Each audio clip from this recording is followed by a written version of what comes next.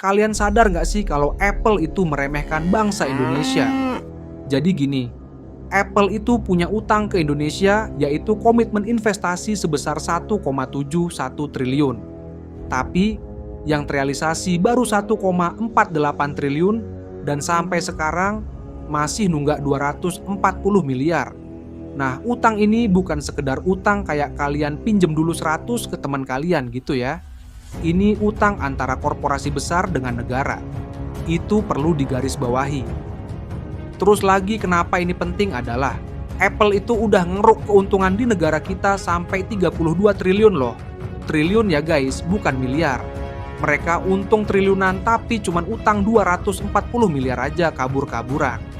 Kalau menurut gua ini benar-benar kurang ajar si Apple ini. Di sini mereka nggak bayar utang bukan karena nggak punya duit, tapi ya cuman nggak mau bayar aja gitu. Ini sama kayak kalian ngutangin duit ke teman kalian, tapi yang kalian utangin itu ternyata justru lebih kaya dari kalian. Duitnya bisa buat foya-foya 7 turunan, sedangkan kalian sendiri malah kelaparan nungguin si doi bayar utang. Oh iya, kabarnya sekarang si Apple ini lagi nego mau bikin pabrik senilai 157 miliar supaya sanksi dan izin edar dari Indonesia cepet keluar.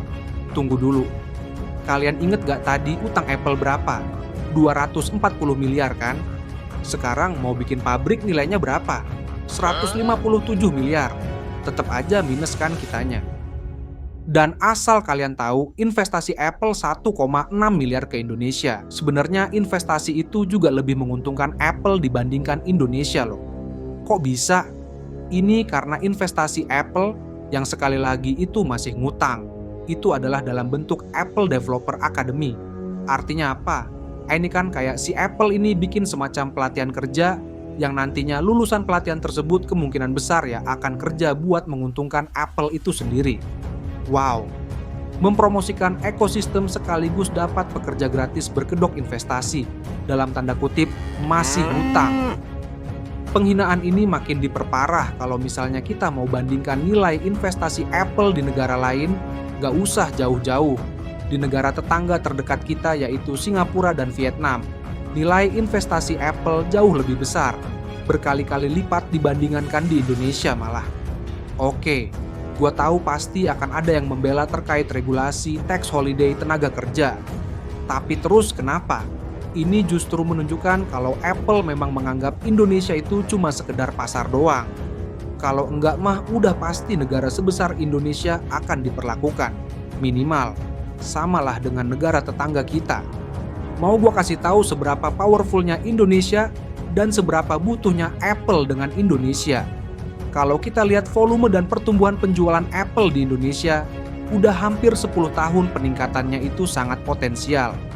Ya, mungkin ada yang bakal bilang kalau market share Asia Pasifik kan masih belum prioritas bang, dan nilai ini juga masih di bawah share negara Vietnam atau Singapura yang 30%-an.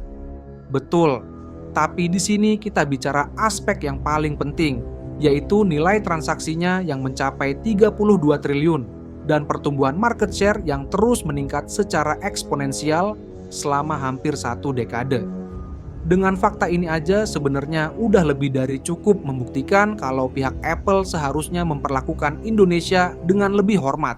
Alih-alih malah bertingkah pakai acara merajuk gak mau sebut nama Indonesia, padahal nama negara tetangga kita disebut. Udah mah mereka yang salah, masih aja bertingkah kayak bocah.